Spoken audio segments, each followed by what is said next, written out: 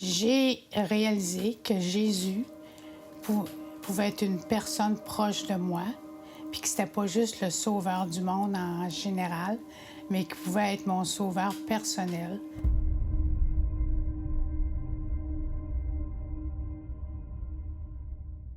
Et puis, comment ou quand tu as eu un contact avec l'Évangile? Oui, j'étais au cégep. J'ai rencontré un groupe de chrétiens que je trouvais super dynamique. OK. Mais ils croyaient à Dieu, tu sais, il me semble que ça allait pas ensemble. OK. Ce dynamisme-là, puis enflammé pour Dieu. OK. Puis là, j'ai parlé avec ces gens-là, j'ai posé les questions que j'avais. Comment ça que Jésus peut sauver parfaitement? Comment ça que je serais séparée de Dieu? Puis là, j'ai été mis j'ai lu dans la parole que Jésus est le chemin, la vérité, la vie.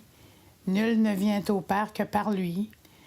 Puis il faut naître de nouveau pour avoir l'assurance de la vie éternelle. Puis j'ai eu un moment d'introspection seule où j'ai dit, oui, je veux être sauvée. Oui, je sais que je suis pécheur puis que j'ai besoin d'un sauveur. Parce que pour entrer au ciel, Jésus m'a ouvert la voie. Okay. C'est là-dessus que je peux avoir l'assurance. OK. Puis ça a changé quoi, ça, après ça, mettons, ta vie? Tu avais quel âge, là? 19 ans. J'ai commencé à lire la Bible à tous les jours. C'est devenu ma nourriture spirituelle. OK. Puis dès les débuts, il y a des promesses dans la Bible qui m'ont touchée. Fais de l'Éternel tes délices et il te donnera ce que ton cœur désire. Mais moi, là, à 19 ans, là, je voyais ça comme un jardin de roses, là. La petite fille qui rêvait. Mais ça n'a pas été ça. J'ai fini mon cours, je me suis mariée, j'ai eu des enfants, puis ça allait bien. Puis là, il est arrivé la maladie. Donc ça, c'est un élément important, je pense, dans ta vie, hein? Oui, ça a été une grosse épreuve. J'ai été 3 ans avec l'oxygène à temps plein, dans une lunette nasale. Ouais. Avec la possibilité d'avoir une greffe de poumon, qui était une grosse opération dangereuse. Fait que ma vie était en danger. Mais pendant toute cette période d'attente-là, j'avais pas peur de la mort.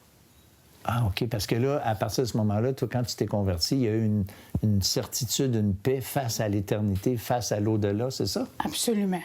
Parce que j'étais sauvée parfaitement par Jésus. OK. J'avais pas peur de la mort.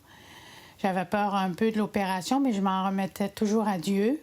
Je me souviens, le matin de l'opération, dans la civière, j'ai dit à mon mari et à ma sœur qui m'accompagnait, je m'en vais vers le meilleur.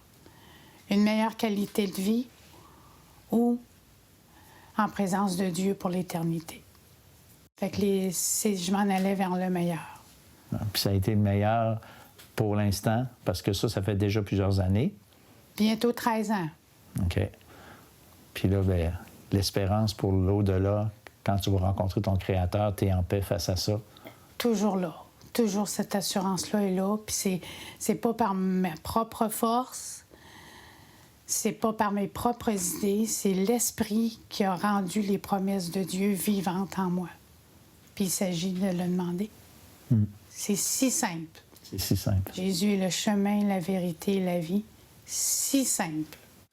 Hey, Marie, je te remercie tellement beaucoup pour ce beau témoignage. Merci, François.